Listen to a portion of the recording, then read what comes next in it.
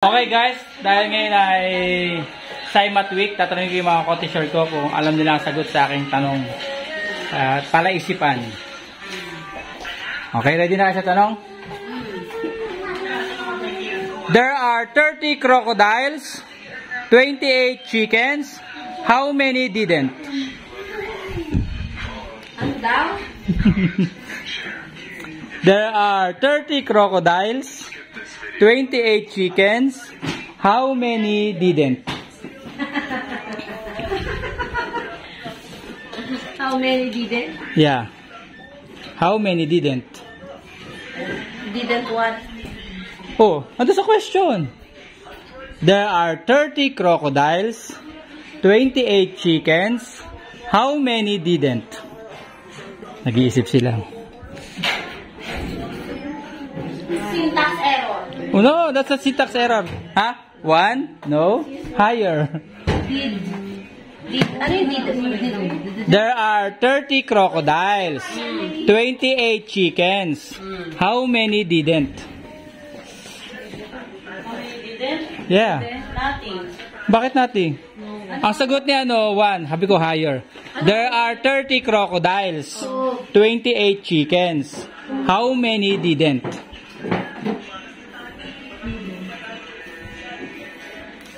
Four. Higher. Eight. Higher. How many didn't? Yes. 13. No. Sobra ka na. 12. 11. 9. How many didn't? 9. 9. Wala pa rin. Higher. 10. 10. Yeah. Bakit naging 10? Bakit? Bakit naging 10?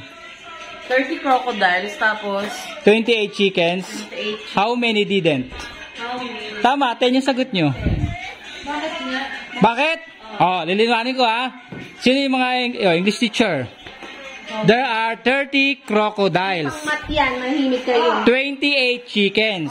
How many didn't? Bakit? Oh, 10. Oh, but 30 sila, di ba? Yung 30, yung 28 kumain ng chicken. 28 chickens. Ah, 8! 8. Tang nalabas! O, di ilan ang hindi? Ilan na hindi kumain? 28! Oh, 28 chickens.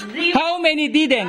Yan yung pagkakaiba ng pangalan ng pagbigkas mo. O, ano ba dapat pagbigkas? Kasi, 20. 28 chickens. O, Pero pinagdugtong mo yung 28. 28 chickens. Sabi ko, di ba? Oh, 28. Didn't eat. Hindi how many didn't? How many didn't? Oh. Power 8. Where are you going to eat yourself?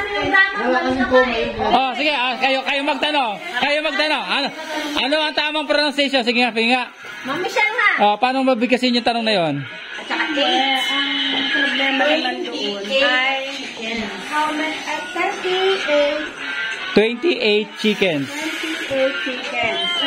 How many didn't? Ano yung didn't? Didn't 8. Kasi dapat natin sa tuloy yung 8. Okay na din siya, kaya lang, dapat. At saka dapat ang makakasabi ko, 28. There are 30 crocodiles. Hindi, 28. May nagsama mo eh. 8 chickens. Yes. Hindi ganun tayo pagbabasa. 28 chickens. Ba't nga magbabasa pa kayo? 28 chickens. Math at English major eh. Ano, English? Tingnan nga. Nice lang namin di pagtanggol lang. Yes, at wala. Tatanggalin yung mother tongue saka Pilipino sa sinakay. Oh, si Sir. Saan po kami lulugar? There are. Kayo magtanong sa kanya. There are There are 30 crocodiles. 30 crocodiles. Oh. 28 chickens. Oh, binalagalan ko na. 28 chickens. How many didn't? Ano na financial mo? Hindi, big yung 10. Bakit? Math major yan. 10. Bakit? Ano ko ang nagsabi na? Narinig mo na yata yung 10 kanina. English hindi pwede yung ano mo, Western construction. 20. Ha? Maski yung fantasy yun lahat. Oo, tama niya. Galing mo, sir. Narinig mo yun, ha? Sa akin, ako na mag-order.